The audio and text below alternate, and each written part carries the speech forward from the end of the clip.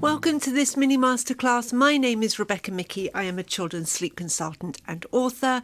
And in today's mini masterclass, we are going to be looking at the different types of nighttime wake-ups that your baby may be having. I'm going to be talking about 6 different types of wake-ups. This may help you determine which wake-up it is that your child is having. When you know the type of wake-up that they're having, that's when you can work on reducing down those wake-ups and getting to the minimum amount of wake-ups possible. So let's get started with number 1, false starts. Now you may see this at any point in your child's life. You get your child down to sleep at the beginning of the night, they'll fall asleep, you can lay them down, and then they wake back up sometime between 20 minutes or 60 minutes. You can help them back down to sleep, and then the same thing may happen 2 or 3 times. And this is false starts, where your child just starts to sleep at the beginning of the night, but then quickly wakes up. There are a few different reasons that this may be happening. One is that your child may be overtired. When children have not been napping great, they have not napped well during the day, they may then have these false starts at the beginning of the night.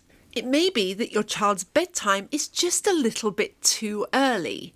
We have daytime sleep and we have nighttime sleep, and if naps have not been great, or if your child's circadian rhythm may be a little bit off, then you may see your child wake up again and again and again at the beginning of the night.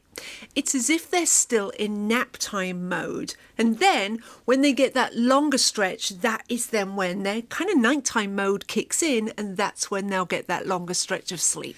This may also be due to you laying your child down either too sleepy or too asleep. So oftentimes, if we can have a child who falls asleep more independently, these wake-ups will be eliminated. Number 2 is waking more often for the second part of the night. If you help your child down to sleep, or they fall asleep independently, and then they get a big long chunk of sleep and they get a good few hours, anywhere between 3 and 6 hours. And then they wake up and you may feed them or help them back down to sleep, but then they may only get an hour and a half and then they wake up again. They may only then get 45 minutes and wake up again. Another hour and a half and they wake up again. So their second part of the night, you get many more wake-ups than you do at the first part of the night. Well, actually, this is completely normal. We all wake during the night. Anything up to 10 times a night is completely normal. The beginning part of the night, when we first fall asleep, we get into a deeper sleep, and that's the deepest sleep that we have for the entire night.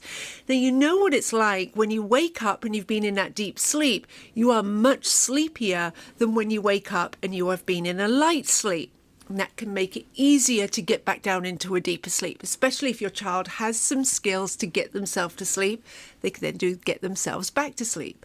So they may get this longer stretch at the beginning part of the night, but then as the night goes on, they are spending time in lighter sleep, going through sleep cycles and just waking up much more often.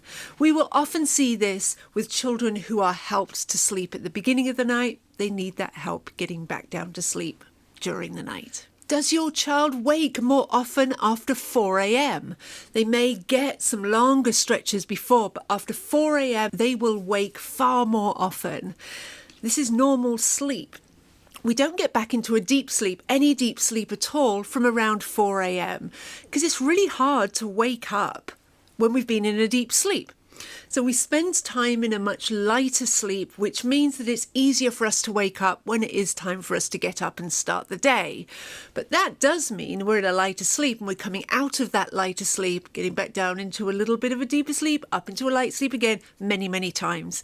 And if your child needs help getting to sleep at the beginning of the night, they will need that help getting back to sleep during the night, and this may be often after 4 a.m.